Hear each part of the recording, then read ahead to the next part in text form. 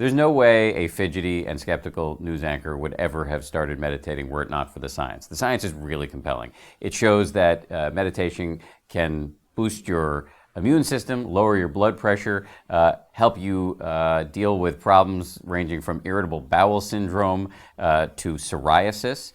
And the neuroscience is where it really gets sci-fi.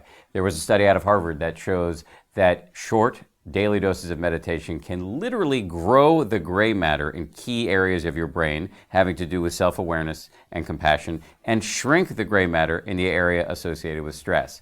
There was also a study out of Yale that looked at what's called the default mode network of the brain. It's a connected series of brain regions that are active during most of our waking hours when we're doing that thing that human beings do all the time, which is obsessing about ourselves, thinking about the past, thinking about the future, doing anything but being focused on what's happening right now.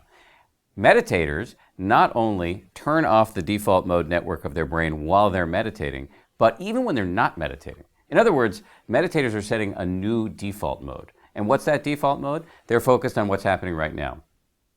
In sports, this is called being in the zone.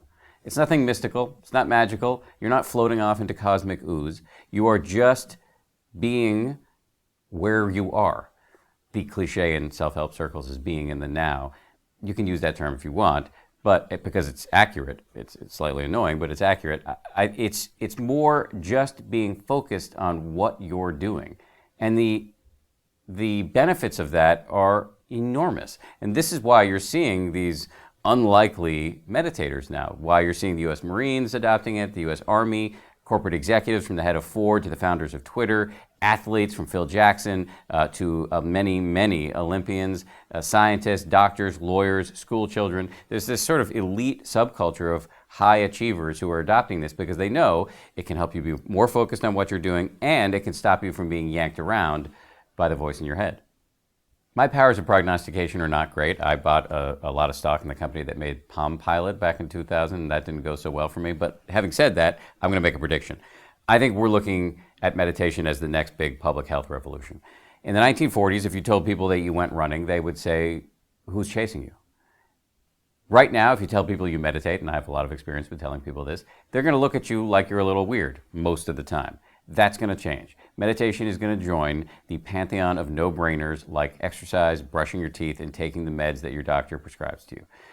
These are all things that if you don't do, you feel guilty about. And that is where I think we're heading with meditation, because the science is so strongly suggestive that meditation can do really, really great things for your brain and for your body.